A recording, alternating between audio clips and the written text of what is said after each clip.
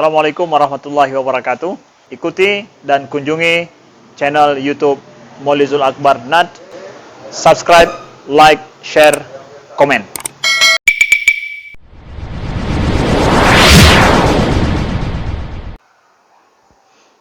Assalamualaikum warahmatullahi wabarakatuh.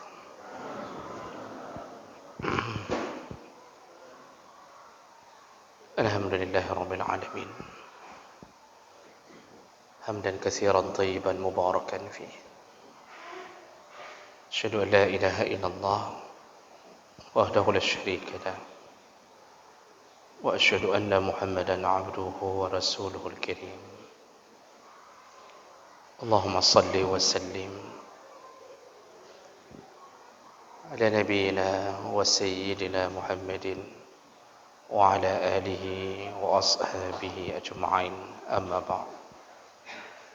Rabbi shrah li sadri wa yassir li amri wahlul 'uqdatam min lisani yafqahu qawli. Segala puji bagi Allah, kemudian salawat dan salam kepada Rasulullah, kepada keluarga dan seluruh sahabat-sahabatnya.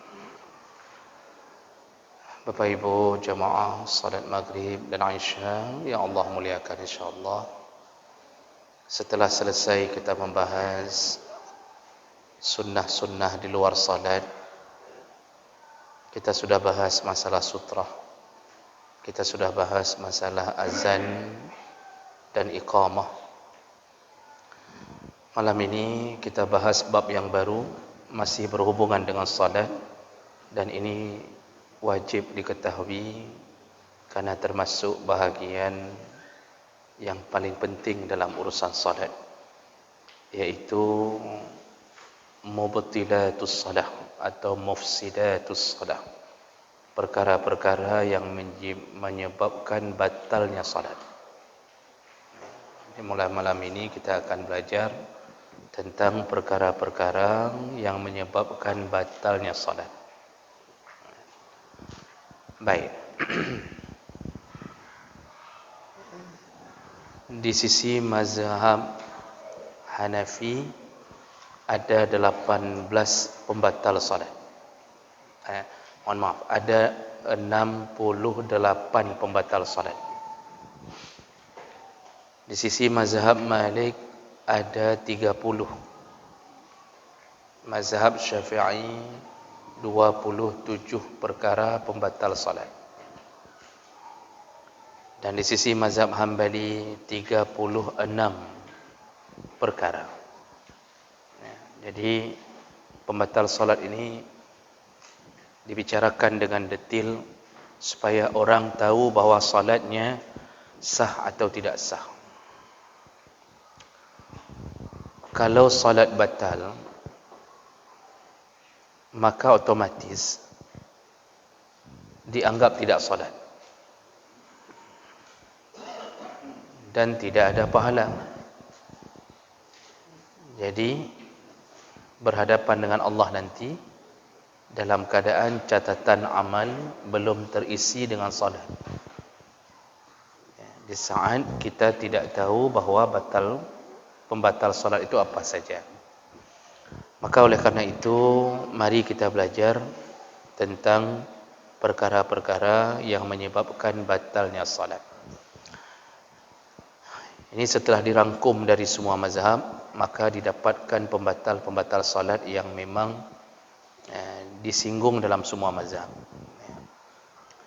Yang pertama, pembatal salat pertama, yaitu al-kalamu, berbicara. Berbicara. Yang dimaksud berbicara dalam salat itu bukan berbicara mengeluarkan suara, tanya apa kabar, tidak. Karena enggak mungkin orang salat sekarang dalam keadaan berbicara seperti itu.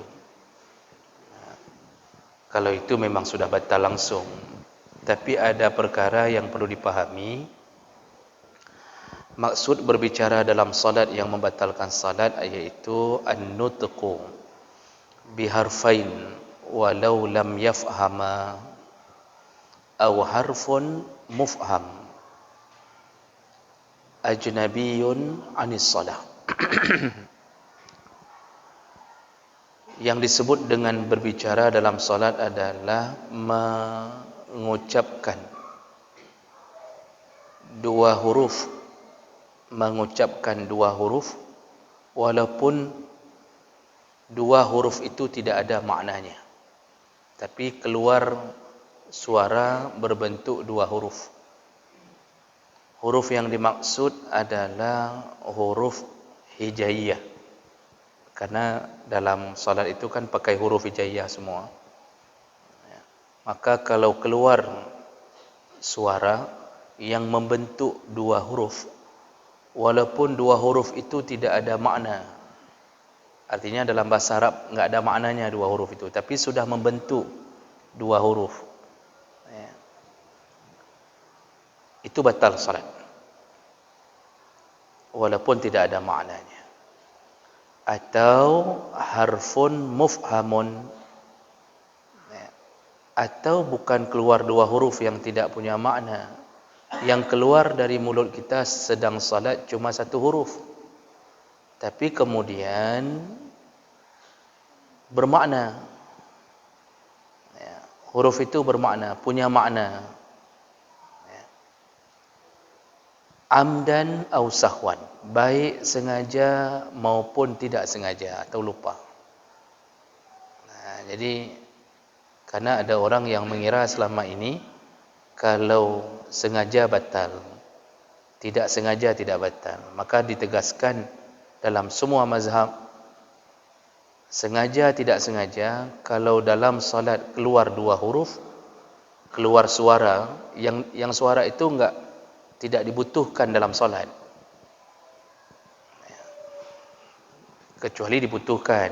Kalau dibutuhkan kan misal doa-doa dalam salat, zikir-zikir dalam salat, itu memang bahagian dari salat. Ini ajnabi, artinya dia enggak disuruh ucapkan dalam salat, tapi kita ucapkan dua huruf tidak punya makna, batal. Atau satu huruf tapi bermakna, itu batal. Itu standar yang disepakati. Baik sengaja maupun lupa. Jadi lupa, tidak sengaja, itu batal salat.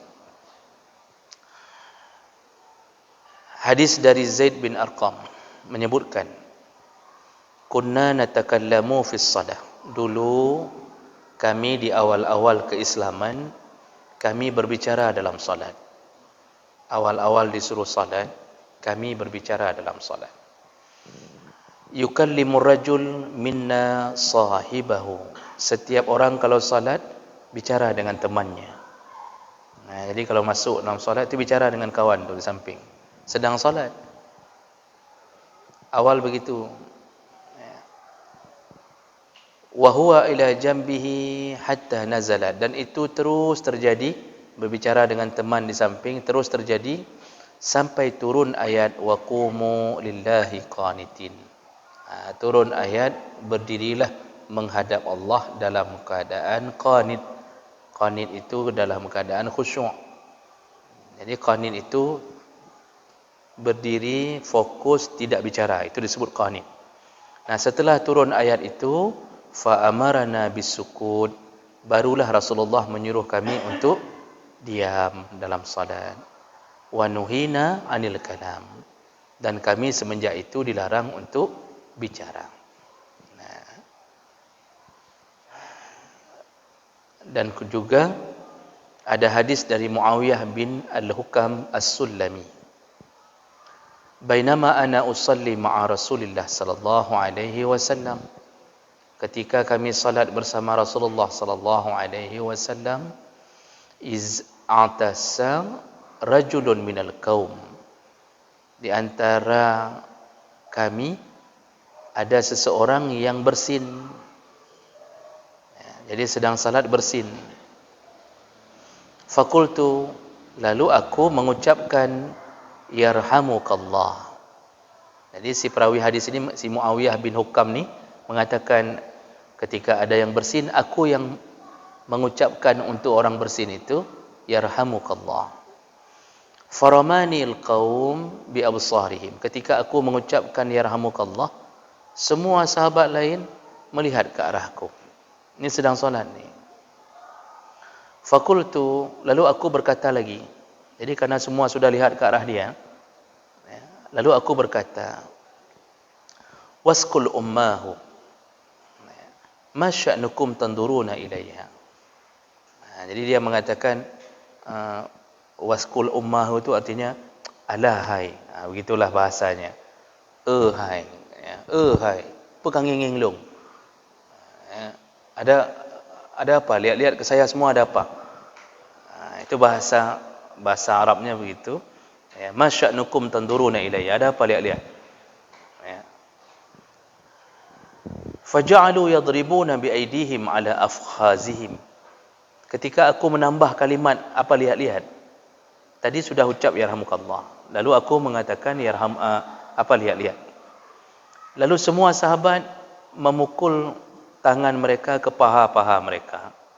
Jadi dipukul paha masing-masing oleh sahabat-sahabat yang lihat itu. Nah, ini isyarat sebenarnya suruh diam. Jadi mereka karena sedang salat memberi isyarat jangan bicara dengan menyebutkan maksudnya suruh diam gitu. Falamma ra'aituhum yusammitunani lakinni sakattu. Ketika aku melihat kode bahawa disuruh diam, barulah aku diam. Falamma shalla Rasulullah sallallahu alaihi wasallam. Ketika selesai salat Rasulullah sallallahu alaihi wasallam, fa bi abi wa ummi ma ra'aitu mualliman qablahu wala ba'dah ahsan ta'liman minhu. Jadi setelah Rasulullah salat, Muawiyah ini mengatakan, sungguh aku tidak pernah mendapatkan guru yang lebih baik sebelum dan sesudah Rasulullah.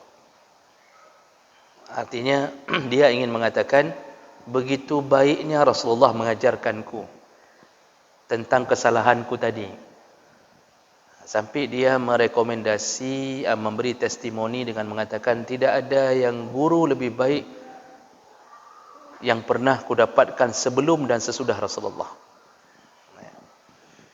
Fa wallahi, demi Allah, ma kaharrani wala darabani wala syattamani. Muawiyah ini mengatakan, Rasulullah, demi Allah, Rasulullah tidak mencaciku, tidak memukulku, tidak mencelaku. Qala, tapi dia berkata, inna hazihi salah la yasluhu fiha syai' min kalamin nas. Jadi Rasulullah menasihati Muawiyah dengan kalimat yang paling santun, paling baik. Sesungguhnya salat ini tidak boleh ada sesuatu dari kalamin nas. Tidak boleh ada pembicaraan yang bentuk pembicaraan manusia. Innama hiya tasbih. Salat itu isinya cuma tasbih, wa takbir, wa qiraatul Quran. Cuma ada tasbih, takbir dan bacaan-bacaan dari ayat Al-Quran. Hadis ini dengan derajat yang sahih riwayat Muslim, Ahmad, Nasai, Abu Daud, itu menunjukkan bahawa Rasulullah melarang berbicara dengan bahasa manusia. Walaupun bahasa yang digunakan bahasa Arab, tetapi ada komunikasi manusia. Nah, seperti tadi disebutkan bahawa si sahabat cuma mengucapkan yarhamukallah, kan bentuknya zikir itu. Yarhamukallah kan zikir.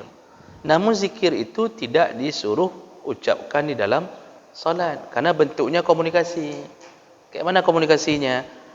Yang bersin ketika dia ucap alhamdulillah itu belum berkomunikasi karena dia memuji Allah di atas bersinnya. Tapi begitu kita saud, berarti kita mulai melakukan komunikasi dengan dia. Semoga engkau disayang Allah. Nah, makanya bersin saja yang ucap alhamdulillah tidak mengapa. Jadi ketika bersin dalam salatnya dia alhamdulillah, itu tidak mengapa. Tapi begitu orang samping menyaut yarhamukallah, batal salat yang samping. Kalau dia nyaut lagi yahdikumullah. Dia pun ikut batal. Kalau yang samping kanan kemudian menyaut, alah hai mak berkebek kata sapu, dia pun batal. Misalnya orang yang sini nyaut, maunya kan jangan bilang-bilang apa-apa. Udah dia pun batal. Jadi tidak boleh ada komunikasi, walaupun komunikasi itu bentuknya zikir, tapi enggak dibutuhkan dalam salat.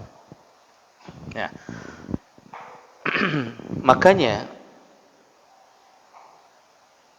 pembicaraan dalam salat yang sifatnya sudah berbentuk huruf itu dianggap ada kalam ajnabi, ada bahasa asing yang masuk ke dalam salat, itu batal salat. Tadi standarnya apa? 2 huruf keluar walaupun tidak punya makna, tapi berbentuk 2 huruf.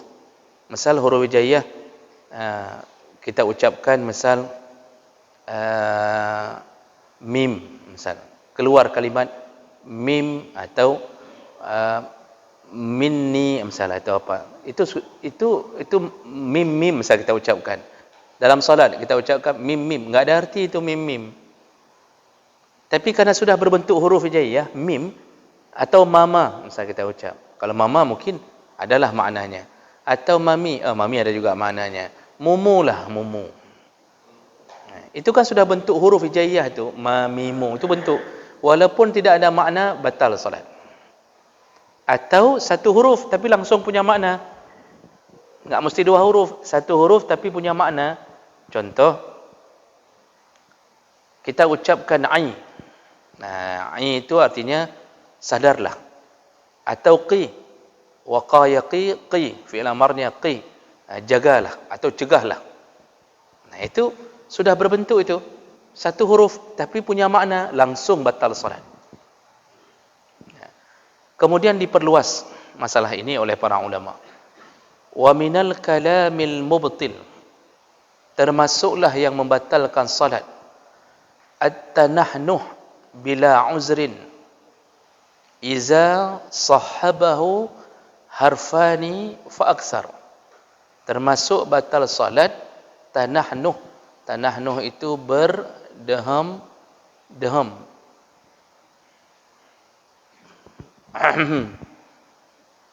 Ini bahasa Acehnya. Apa berdeham-deham bahasa Aceh? Gerham. Terima kasih banyak. Ini kamu kadang-kadang yang muda-mudanya tua bahasa Aceh. Itu gerham, bergerham, menggerham di dalam salat, berdeham-deham, itu tanahnuh. Itu batal salat. Tapi syaratnya iza sahabahu harfan fa aksar. Kalau berbentuk 2 huruf walaupun tidak ada makna. Ini sekarang ada orang yang kadang-kadang ada ni pernah kejadian protes dalam masjid. Jadi ada imam, imam di salah satu masjid kita, ada imam sebelum baca Al-Fatihah, beliau tapi sebelum mulai Al-Fatihah, jadi langsung itu orang itu setelah salat dia kasih tahu ke semua jamaah merepet di belakang, itu enggak sah lagi salat tu. Nyaru ulang sembahyangnya. Dia katakan itu tadi imam sudah berdeham-deham. Dia mengatakan berdeham-deham. Nyan hanatuk bab penutuh baca kitab kan. Berdeham-deham yang membatalkan salat bila mengeluarkan 2 huruf walaupun tidak punya makna. Artinya ada hurufnya dalam huruf hijaiyah. Sekarang coba kita dengarkan misal itu huruf apa, Bang? Misal kita apa hurufnya? Tidak ada huruf. Dibilang kha juga bukan kha karena enggak berbunyi kha, qi, khu. Dibilang mim juga hanya di ujung. Makanya di sini ditegaskan iza sahabahu harfan. Ini termasuk mazhab Syafi'i mengatakan ini. Atau berbentuk 1 huruf tapi langsung punya makna. Misal kita berdehamnya deham yang punya makna. Qi, misal begitu kalau ada. Kalau qi tadi kan artinya cegahlah. Ada orang berdeham qi atau berdeham enggak ada. Makanya bukan semua deham membatalkan solat. Deham yang memunculkan huruf, ya, dan huruf itu walaupun enggak punya makna, tapi syaratnya 2 huruf. Tapi kalau punya makna 1 huruf pun batal. Ya. Ini juga selain deham-deham ditambahkan wa minhu at-ta'awuh. Ya. Ta'awuh itu suara mengeluh. Ya. Mengeluh. Orang-orang mengeluh. Gitu. Jadi itu sama hukumnya. Kalau keluar 2 huruf batal solat. Tapi coba misal begitu. Ya, orang sedang mengeluh, sedang tarik nafas panjang keluar. Itu nya hanya takkan hurufnya. Hana mahu huruf dia. Atau wal anin. Anin itu merintih. Al anin, merintih. Orang sedang menahan rasa sakit disebut merintih, Pak. Jadi dia misalnya atau dia tahan rasa sakit. Mungkin ada seperti tangisan keluar. Tapi lihat dulu bentuk huruf atau tidak. Ya, kalau bentuknya hurufnya nun, misal begitu, berbentuk nun, itu bisa jadi. Ya. Wat ta'affuf atau menggerutu. Ya, menggerutu pala, keluar suara pala. Ya, menggerutunya pala, betul. Ya, dia mengeluarkan suara menahan kesal. Itu kalau sama standarnya ke sana tadi. Ya, 2 huruf walaupun tidak punya makna. Wal buka atau menangis. Nah, kalau menangisnya memunculkan huruf sama standarnya. Iza ishtamala ala hurufin masmu'ah. Nah, ditegaskan lagi, semua tadi itu yang mengeluh, merintih, menggerutu baru batal, menangis baru batal kalau ada huruf yang bisa didengarkan. Iza ishtamala ala hurufin masmu'ah. Kalau ada huruf yang bisa terdengar. Jadi kita dengar, kita enggak tahu ni huruf apa yang dia. Kalau enggak berbentuk huruf, maka hambata sembahyang. Karena menangis dalam solat itu sudah jadi kebiasaan sahabat. Itu Abu Bakar kadang-kadang menolak jadi imam karena pantang mendengarkan bacaan ayat. Dia itu menangis dulu. Makanya imam-imam itu yang paham ayat itu sampai berhenti bacaan karena menangis. Menangis itu tidak batal solat kecuali membentuk huruf. Maka jangan sembarangan memprotes orang hanya gara-gara kabatunya, kadaham-daham kabatu. Lihat dulu dahamnya model bagaimana. Nah, illa iza nasha'a min maradin atau min khasyatillah. Jadi keadaan seperti itu selama tidak muncul huruf tidak mengapa, kecuali kalau terjadi karena sakit atau karena rasa takut kepada Allah. Maksudnya, kalau timbul rasa takut ke Allah dalam salat sampai menangis mengeluarkan hampir-hampir berbentuk huruf, itu tidak mengapa. Ya. Jadi yang penting intinya tetap sama, jangan sampai mengeluarkan huruf tapi menangisnya panjang karena takut kepada Allah. Tangisannya itu yang tidak mengapa. Ya. Wa minhu tashmitul atish. Termasuk juga yang membatalkan salat adalah menjawab orang bersin, seperti disebutkan dalam hadis tadi. Itu batal salat. Waraddus salam atau menjawab salam. Jadi kita kadang-kadang latah. Sedang salat ada orang masuk, Assalamualaikum, kita latah langsung terus Waalaikumsalam, langsung batal salat. Wa minhu ad-du'a bima yushbihu kalaman nas. Termasuk juga pembatal salat kalau ada doa yang dikarang sendiri dengan bahasa manusia. Jadi kan kita disuruh berdoa tu di tempat-tempat sujud, di sebelum salam, itu kan disuruh berdoa tu. Tapi kita karang sendiri doa itu dengan bahasa kita. Atau kita ucapkan dengan bahasa Indonesia atau dengan bahasa Arab tapi kita karang, maka pembatal salat termasuk itu.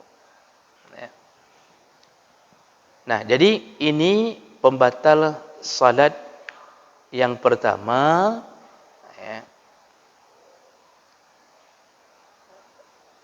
Dan ini sepakat para ulama menyebutkan tentang masalah harus berbentuk huruf baru bisa disebut pembicaraan itu membatalkan salat. Ya. Ditegaskan dalam mazhab Syafi'i, ya, wa yu'azziru fi yasiril kalam in sabaqa lisanahu ilaih aw nasiya as-salat amalan bi qissati zil yadain as-sabiqah.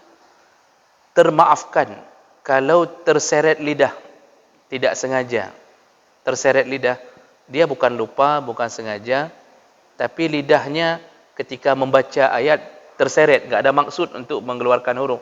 Terseret lidahnya sehingga terucap yang bukan seharusnya diucapkan. Misal salah baca ayat, terseret keluar daripada ayat sehingga terucap yang bukan seharusnya, itu termaafkan, yu'azzar, kata mazhab Syafi'i. Ya. Atau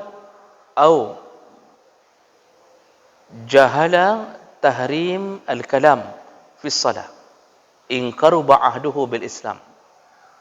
Masih termaafkan orang-orang yang dulu awal-awal Islam yang dia tidak tahu hukum itu. Ya.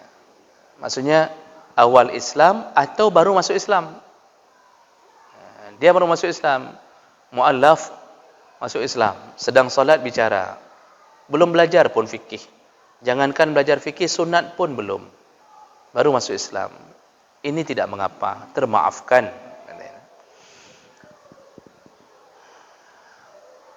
Wa yu'azziru fil yasir urfan minat tanahnu wa nahwih kas-su'al wal atash in dhahara bihi harfan walau min kulli nafqatin wahina. Termaafkan kalau orang berdeham-deham karena soal, batuk. Jadi ni masa musim batuk ni, orang tu terusan duk batuk tu terusan, atau mengakibatkan dia harus terbersin-bersin atau terdeham-deham terus-terusan karena kerongkongan bermasalah, enggak bisa ucapkan lagi huruf, enggak bisa baca Al-Fatihah, jadi terus-terusan sebentar-bentar begitu, maka itu termaafkan. Wal atash, ya, seperti tercekik kerongkongan. Wa in dhahara bihi harfan, walaupun keluar dua huruf. Jadi ini ceritanya ni sudah mudarat ni. Makanya ketika kita tersendat di tengah salat, terutama misal bacaan Al-Fatihah, imam itu berdeham karena enggak bisa baca lagi, kamu cekak ni, enggak keluar lagi, bacaannya enggak keluar. Ketika dia harus terpaksa berdeham untuk mengeluarkan kembali suara, walaupun berbentuk dua huruf tidak mengapa kalau kondisinya darurat seperti itu. Jadi dia melakukan itu dalam keadaan memang harus mengeluarkannya. Akibat dia mengeluarkan itu, keluarlah dua huruf, misal contohnya, maka itu pun termaafkan kalau keadaan darurat. Ya.